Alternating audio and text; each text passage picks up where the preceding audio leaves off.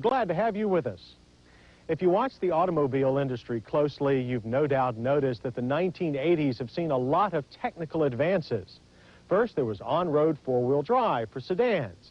Then came anti-lock brakes. And for 1988, four-wheel steering.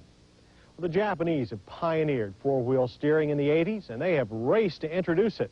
Honda has come to the U.S. first with it, choosing their enormously successful Prelude SI for its introduction. But will the new system really make a difference, or has Honda just added a very expensive gimmick? The Honda Prelude SI with four-wheel steering looks about like any other Prelude SI. Only badges on the door pillars tell you it's different. So if you're the kind of person who likes to be the first on your block with a new toy, don't be disappointed if nobody else takes note. But maybe having four wheels turn at once is enough for your ego. And knowing how it happens is quite interesting. The Honda four-wheel steering is the first such system sold here, and unlike others to follow, it's purely mechanical. Turn the steering wheel less than 246 degrees, and the rear wheels will turn up to 1.5 degrees in the same direction as the front ones. This, in theory, should improve handling at higher speeds. Turn the steering wheel more than 246 degrees, and the rear wheels steer up to 5.3 degrees in the direction opposite the front ones. This gives better low-speed maneuverability. It also shortens the turning circle to a very compact 33 feet. From underneath, things don't look too complex, but the gears arrangement inside this rear steering box is a marvel. It takes its commands from a shaft connected to the front steering box. Wheel motion is then transmitted along conventional-looking links. While reliability shouldn't be a worry, we'd hate to see the repair bill after a rear-end collision. So does a four-wheel steer Prelude handle any differently? Well, it's very hard to tell. The two-wheel steer Prelude is already a great handling sporty coupe. The four-wheel steer Prelude doesn't feel too much different in the slalom. You can go a little faster and turn a little later without having the tail end come unglued. So far, we found four-wheel steer cars to be less than a second faster in the slalom than similar two-wheel steer cars. As speeds climb, however, it is apparent that four-wheel steering gives the driver a little more room for error. But both Mazda and Porsche have rear suspension systems that provide the same outcome without the complexity of extra steering gear. And in everyday driving, you will be hard-pressed to notice any real advantage to the Prelude's four-wheel steering. But the story is much different at crawl speeds. Ever been boxed in? Well, getting into and out of tight parking spaces in the Prelude four-wheel steer is a snap. Although, since the car turns sharper than you'd expect, parking takes some practice. But there's more to the 88 Prelude than four-wheel steering, such as a 0 to 60 time of 9 seconds, and a quarter-mile run that ends in 17 seconds at 81 miles per hour. Those good times are due to the Prelude SI's new 2-liter double overhead cam 16-valve four-cylinder engine. Compared to last year's SI engine, horsepower is up 23% to 135, and torque 11% to 127 pound-feet. It works best when mated to Honda's excellent 5-speed manual transmission.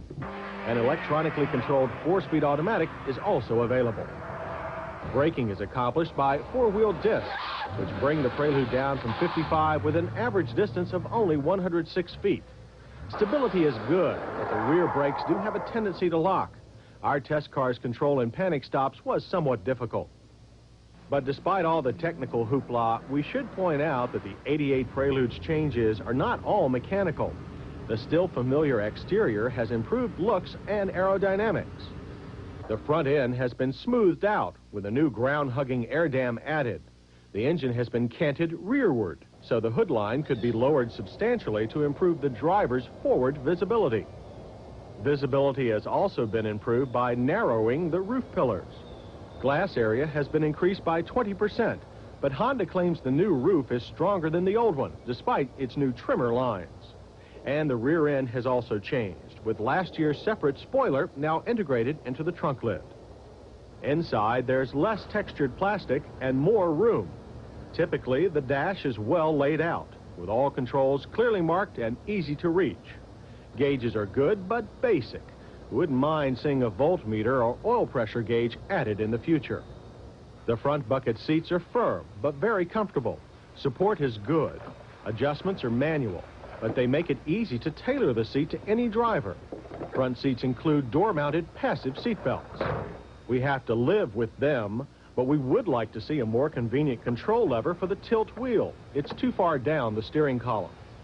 But we have no complaints about the steering wheel-mounted cruise control buttons. They let you keep your hands on the wheel. We're also impressed by the easy-to-use climate controls and the excellent cassette stereo. It uses 2 antennas for improved radio reception. The rear seat is typical for a 2-door coupe. It loses points for legroom, but gains some for shoulder belts. The trunk offers plenty of luggage space and a moderate liftover, and loading big suitcases is easy despite a short opening. There's even more luggage space if you fold the rear seat back flat. The EPA estimates the Prelude's fuel economy to be 23 city, 27 highway. Our mixed driving loop returned a moderate 25 miles per gallon. But there's nothing moderate about the price. Virtually...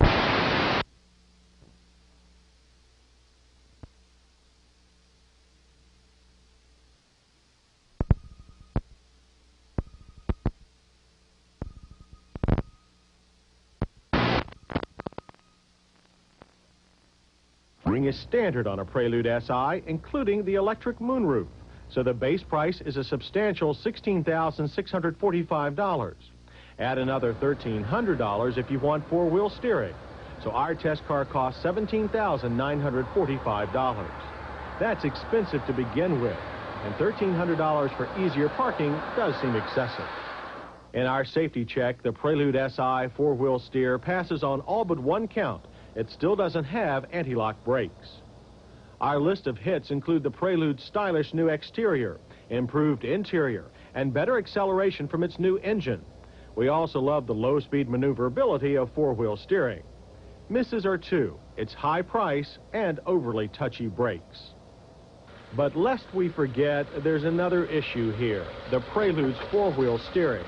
It's great for city, hardly noticeable at speed, and expensive. We'd like to see it on a much larger luxury car or on an off-road 4-wheel drive wagon. Its advantages could really make a difference on such vehicles, and its price could be more easily absorbed. Of course, the 4-wheel steering is only an option, and without it, the Prelude still steers better than ever.